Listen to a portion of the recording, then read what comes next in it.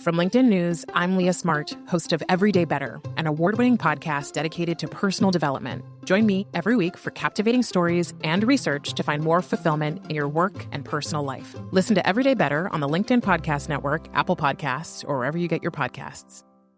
From LinkedIn News, I'm Jessie Hempel, host of the Hello Monday podcast. Start your week with the Hello Monday podcast. We'll navigate career pivots. We'll learn where happiness fits in. Listen to Hello Monday with me, Jessie Hempel, on the LinkedIn Podcast Network or wherever you get your podcasts.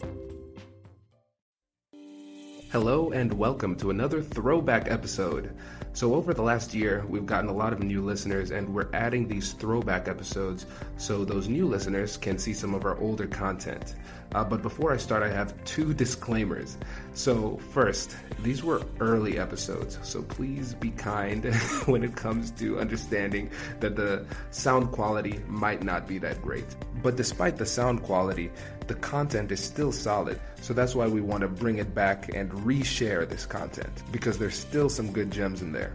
In addition to the sound, we were still trying to find our voice with regard to the format that we wanted to use. Our newer episodes are put together in a much more organized and efficient manner. So if you are a new listener and you're looking at this and you're saying to yourself, this seems unrefined, it probably is because it is unrefined, and you should check out our Monday episodes to see our more refined work. Secondly, not all of the promotions from these episodes are still active, but all of the freebies that we mention are still active. Lastly, make sure you go to the website and download our Ultimate Negotiation Guide, or you could do it by clicking the link in the description. The link that we're sending you to is www.americannegotiationinstitute.com/guide. Again, that's americannegotiationinstitute.com/guide. This is a 19-page free guide. It's actually, I guess that's more like an ebook, really. And this guide will walk you through your most difficult conflicts and negotiations. And it includes our 3 most popular freebies: the Salary Negotiation Guide, the Negotiation Preparation Guide, and the Conflict Resolution Guide. So make sure you take the time to download this as soon as possible. And now, without further ado, let's jump into the episode. Welcome to the American Negotiation Institute's podcast, where we will teach you the skills you need to get more out of life. And now your host, Kwame Christian. Hello and welcome to another episode of Negotiation for Entrepreneurs. My name is Kwame Christian. I'm a business lawyer and I am passionate about teaching you how to be more persuasive and negotiate for your business.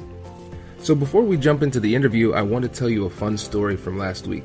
So last week was restaurant week in Columbus, so my wife and I decided to take advantage of some of the deals. So you can get an appetizer, an entree, and a dessert for $15, which is a pretty solid deal. The only problem was that with the specific restaurant we went to, you were only limited to one option. So Whitney wanted something else on the menu, and I only wanted to pay $15 for it. So I talked to the server and got nowhere. Then I talked to another server and got nowhere. And then I found a manager, the ultimate decision maker. And I am pleased to inform you that after 13 minutes of intense negotiation, I was able to get him to agree to the deal price. And I was able to save a whopping $2, which is going right into my son's college fund. So you're probably wondering why I wasted my time trying to save $2 at a restaurant. So one of the keys to negotiation is confidence. And there are 2 main ways that you can get confidence. So the first way is through learning, which is what you're doing by listening to this podcast. And the second way is by practicing. So I shared that story with you because I want you to take advantage of every opportunity you have to negotiate. Like I mentioned in one of my earlier episodes, one of the hardest parts of negotiation is the ask. Taking advantage of these everyday opportunities to negotiate will make it easier for you to ask for what you want when the time comes in the important circumstances. So I call this mastering the mundane, and it's one of the fastest ways that you can improve your negotiation skills. So I know some of you are asking, how do I even know what I can negotiate? I'm glad you asked, because I have a free gift for you. It's a list of all of the things in your business and personal life that are negotiable. So all you need to do is go to AmericanNegotiationInstitute.com/list. Again, that's AmericanNegotiationInstitute.com/LIST. And I am going to put this link in the description. So if you use any of these techniques successfully, please let me know. Write a review and put your story right into the review so everybody can see it.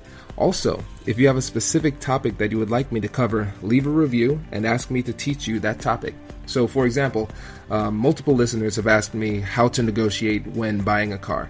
And I think it would be valuable because the technique that I'm going to show you can be utilized in a number of different high-value negotiations. So sometime in the next month, I'll walk you through this step-by-step process to get the best deal you can on the car, and I'll record the conversation with the dealership so you can actually see it in action. So it'll be a lot of fun. And now the moment you've all been waiting for, our interview with the one and only Pat Flynn.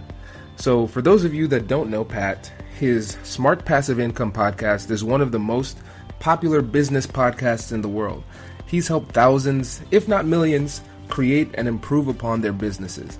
I can honestly say that I wouldn't be doing what I'm doing today without his guidance, and so I'm genuinely humbled to have had the opportunity to chat with him. So here's what I want you to pay attention to in our interview. Pat shares about how generosity is key to doing business and was the key for his business success. He also talks about the importance of cultivating and maintaining relationships. And lastly, he shares a fun story about his negotiation with his first sponsor. So without further ado, let's jump into the interview. All right, we are here with Pat Flynn, one of my, I call him a distance mentor. Thank you so much for being here with us today. Yeah, absolutely. Happy to be here. Yeah, so can you tell us a little bit about how you've used negotiation or persuasion techniques in your business? You know, I'm probably not as purposeful as a lot of people think in terms of, you know, those kinds of techniques. I just go with the flow. You know, I try to go to natural progression in terms of if I'm making a sale, I want to build a relationship first. And I always try to get it to a point where the other person wants more from me.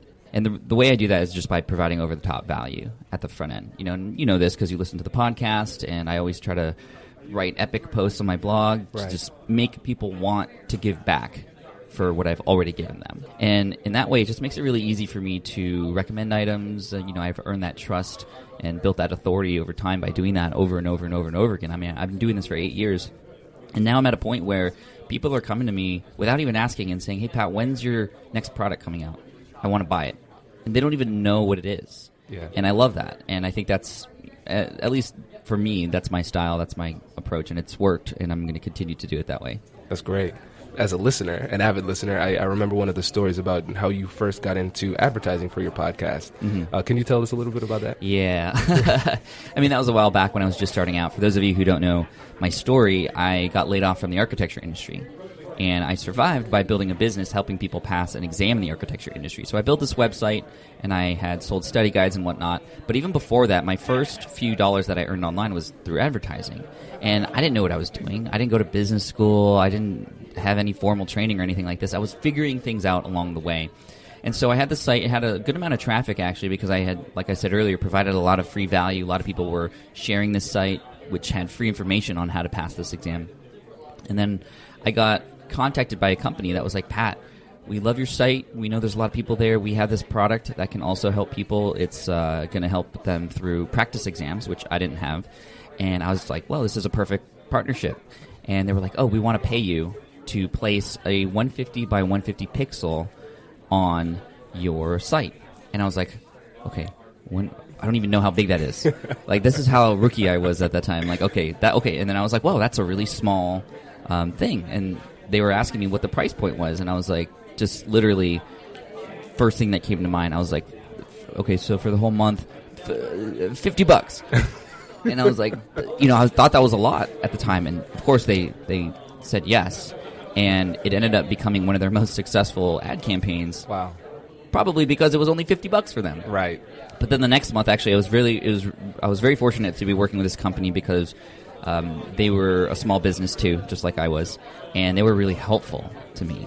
So they told me, "Pat, like, this isn't normally done in business. I mean, we're getting a great deal from you, but you're completely undercharging us.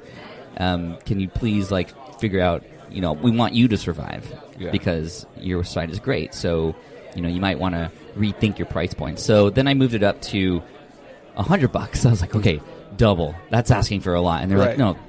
Okay. And then they gave me, we were on a call, and they were, the guy, the CEO, Scott, he was giving me the rundown, and, I ended up charging him $300 a month. But then I gave him a little bit of a deal if he stayed on longer. Mm-hmm. So I ended up, after the first couple months of doing ads with him, then it jumped to about $1,000 for 3 months worth of, or 4 months worth of ads on the site, just for a little 150 by 150 pixel. And that's what really got the rush for me in the beginning before I started to sell product. I started to reach out to other companies and negotiate from there. And I knew from my previous experience and the advice that I was given to charge much higher. And I ended up getting to a point where I just kept testing, how far can I go? Yeah. 400, 500 a month, 600 a month. Hey you, I'm Andrew Seaman. Do you want a new job? Or do you want to move forward in your career? Well, you should listen to my weekly show called Get Hired with Andrew Seaman. We talk about it all, and it's waiting for you, yes you, wherever you get your podcasts. Brace the rudders! Raise the sails! Raise the sails! Captain, an unidentified ship is approaching. Over. Roger. Wait, is that an enterprise sales solution? Reach sales professionals, not professional sailors. With LinkedIn ads, you can target the right people by industry, job title, and more. We'll even give you a $100 credit on your next campaign. Get started today at linkedin.com/marketer. Terms and conditions apply. People just kept saying yes. And pricing specifically is a difficult topic for people, I think, but you also have to understand the value that you're providing. And that's the one thing I didn't understand. I didn't understand how valuable that traffic was on my site until I was told. So it was a good experience. It was something that I've learned and I remember. So thank you for helping me remind everybody of that story. Yeah, no problem. I think it's really instructive. And honestly, from the other side, too, from the other businesses' perspective, because a lot of times when people think about negotiation, they just think about how much more can I get? The immediate result. Yeah, and from their point of view, they really cared about you and wanted to build a relationship. Exactly, and still to this day, we are partners. I'm now not serving ads, but I'm an affiliate for them. Mm-hmm. And every month I send, hundreds of customers their way. And they're happy to link back to my site, too, which helps both of us out for search engine optimization and whatnot. The relationships that we build in our businesses is really, really important, obviously, as you could see. Right. Let me ask you this question. If they wouldn't have told you that $50 was too cheap and they just kept on going with $50 for maybe the next few months, maybe even a year, mm-hmm. I don't know, what would your relationship be with them right now? I mean, I feel like I would still support them. Okay. Maybe I wouldn't get to a point where I would have dinner with these people, which I've done before. Yeah. It's gotten to that level, but I wouldn't have known. But I think I probably would have figured it out eventually because I've been able to connect with a lot of other entrepreneurs who more than likely would have told me that I was undercharging too, based on their experience. So that's another big thing for me. I'm in 2 different mastermind groups where I learn from other people's experiences, and we're all brutally honest with each other. We hold each other accountable, and we share each other's goals. And, I'm there to be brutally honest and hold people accountable, too, in these groups. So I'm in 2 of them that meet every single week. And by far, I've learned the most in those groups. Wow. So for somebody in your position now, I would imagine there are a lot of opportunities coming your way, people trying to get in your ear and all the time. All the time. So how do you determine which opportunities are good for you and which are bad? Yeah, I mean, there's several different kinds of opportunities. There are speaking opportunities, for example. But the most requested, I guess you could call, opportunity is what's known as a JV partnership or some sort of affiliate relationship where people, similar to the exam story, people know that I have a lot of traffic and they want to get in front of it. And there's obviously different ways to do that now with my business that I currently have through the blog, through the podcast, like sponsorships and whatnot, and also a YouTube channel, and even my social media channels are quite big now, so people want to get in front of those audiences. So the big question is, well, how do I understand who to say yes to and who to say no to, right? For me, I've just made it really easy for myself. I only recommend and promote other companies that I've used before. I like it. And it makes it very simple for me to say no, which is one of the hardest things to do. Yeah. And it also makes it very good for the people who are listening to those recommendations, because they know that I've been able to kind of vet this company and become almost a spokesperson for them in an honest way, not because of the money, but because of what I know that product can do. I know that the trust that we have with our audience is the most important thing in the world. And if I were to recommend a product just because it had a high commission, for example, yeah, maybe I'd make a lot of money up front. But if that product doesn't serve that person, then yeah, they're going to be angry at that product or that product owner. But you know what? That trust with me is going to be gone. Right. And I'm in here for the long term game, so I have to be very careful and conscious about who I recommend, who I'm involved with, and that's how I kind of determine that. It just makes it really easy. So it's all based off of my own needs, because what I do on Smart Passive Income, I build businesses and I just share how I do it. Mm-hmm. And I use a lot of tools, and other tools I don't need. And I'm not going to recommend the tools that I don't need because I don't know those tools. You know, and I feel like if you're involved in affiliate marketing, which is when you recommend another person or company's product and earn a commission from that, it's a great marketing tool. But a lot of people make the mistake of just sharing that link and sometimes not even using that product. For me, I treat those products as if they were my own. Mm. And that makes the people on the other end who are potentially going to buy it more comfortable. Right. And so those people who reach out to you to partner up in the affiliate type of way, mm-hmm. do you offer them like a flat commission, or is there a little bit of back and forth? Well, there? they offer me, it's different. You know, sometimes it's a recurring payment if it's, for example, a monthly payment plan that's involved. Sometimes it's a flat fee. You know, I've had people offer me 100% commission on an item, which you might be like, why would people give away 100% of something to you? It's because they want that lead, and they know there's more downsells or upsells down the road, right? And it's worth it to them to have that sort of loss leader up front. So, you know, what I found that works best for me is that because I'm trying to think back of those to those relationships that started via emails that then led to, for example, promotions that I've done for people. It's always started with the relationships. You know, a lot of that starts at conferences, just like the one we're at now. Mm-hmm. You know, a lot of, even Buzzsprout, who we're recording at their booth right now, they're awesome. You know, they've built a relationship with me over the last couple of years, but never asked anything of me. And it wasn't until I really needed a good podcast hosting solution that I was like, hey, those guys at Buzzsprout, those guys are awesome. We've been connected in the last couple of years. They never asked for anything. I'm going to go to them now and use their product, which I am now for one of my shows, and now I'm going to promote them because they're awesome. So, it's a very organic, natural kind of thing. Other times I see a product and it's like, this is exactly what I need. But I don't jump at that very moment to then recommend it. I tell this person, hey, I'd love to pay for this first and get access to it. And a lot of times they offer it for free because they want me to go through it. But sometimes I'll pay and I'll just go through it like I'm supposed to and just see if it works or not, and if it's as good as it sounds. And if it is, then I'll talk to that person. I usually try to have a Skype call, or if we're in the same city for whatever reason, we have a coffee together. Again, I want to get to know this company and who's behind it first before I promote it to my audience. Because like I said earlier, that trust that I have with my audience is the most important thing. Right. And I like the story you told about Buzzsprout, because they're my hosting product too. And a lot of times people think about negotiation as we sit down at a table like we're doing right now, right, and that's when the negotiation begins. Right, like I push a piece of paper like, this is how much I want. Exactly. It's never like that. No. Never. There's in my opinion, there's really no beginning and end to a negotiation. And for Buzzsprout, they didn't know what they would want you for in the future, but they realized there's value in the relationship. Exactly. They did it right. Right. So how do you go about building relationships now, especially since you are the Pat Flynn? Everybody wants a piece of you. How do you be intentional about which relationships you form? I always give everybody a chance. First of all, I read every email that comes in, or I have my assistant read it and forward it to me if it's something where a partnership could potentially be formed. I go to these conferences, I go around the booths, and I meet people, just to see if there's any vibes there. And a lot of it is in the gut too. Right. It's interesting because you'll meet somebody and you would expect that because of the product that they're offering, that like you guys would click, and for whatever reason, sometimes it just doesn't happen. And other times, you just hit it off with somebody, and then the negotiations, they're happening, but you don't even know they're happening, right? It's just a natural part of the conversation, So, I put myself out there. I know it's important to build relationships. Actually, if I could go back into time, if I had a DeLorean and I could go back into time, sorry, I have to always throw in a Back to the Future reference. If I could do that, I would tell myself, Pat, like, dude, stop being so shy, because I was one of the shyest guys ever. I would never initiate a conversation. I was always in the back of the class, would never raise my hand, never talk unless asked to.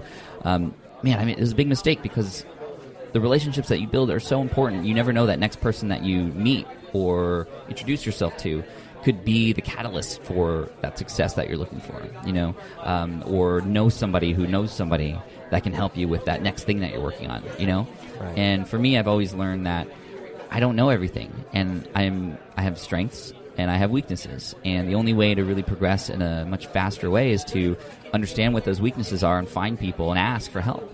And that's one of the hardest things to do. I mean, that's a part of negotiation too. It's like not asking to do like a product sale or anything like that, but it's asking for help. Yep. And a lot of what starts that is me first providing value to others, so that when it's time for me to ask for help on something, that law of reciprocity comes into play. Exactly. That's great. So I know we're coming up on time, so I just wanted to ask you this last question. What piece of advice would you give to entrepreneurs who are just starting off or getting to where they want to go? The biggest tip, there's a ton of tips. I'm like going through the files right now. But for me, the biggest thing is similar to what I had said earlier. Go out and put yourself out there and don't be afraid to fail and meet people and just kind of figure things out along the way. Too many people, especially entrepreneurs, they're perfectionists, right? And they want to work on their thing for so long and then share it with the world, where, every day you don't have that thing out there providing value in the world is a day that somebody's not benefiting from what you have to offer. And perfection, I feel, is just a form of procrastination, because we're scared, and that's okay. But I would also say that, being scared, having that fear, that resistance that comes, especially in the beginning moments of entrepreneurship, that's a sign that this is something that is meaningful to you, because you want it to work, right? Right. So just keep going, keep failing. As long as you're falling forward, you're always making progress. I like it. Well, thank you so much for chatting with me. I really appreciate it. Thanks. Appreciate it. So I hope you found this helpful. If you like this episode, please leave a review on iTunes, or if you're using Android, on Stitcher. That really helps promote the podcast. I also want to give a big shout out to my hosting platform, Buzzsprout. So this interview was broadcast live at their booth at Podcast Movement, a podcasting conference in Chicago. So Buzzsprout is actually the whole reason that I was able to get the interview with Pat. So I'm not sponsored by them or anything, but I wanted to share this with you because I want to connect you with a great resource. So does Buzzsprout have a great product? Yes, absolutely. So are they easy to use and well designed? Yeah, for sure. But that's not why I chose them. So the reason I chose them was because I was between two options, and their customer service was just unmatched. It was night and day. And so they were extremely responsive, incredibly helpful, and incredibly friendly.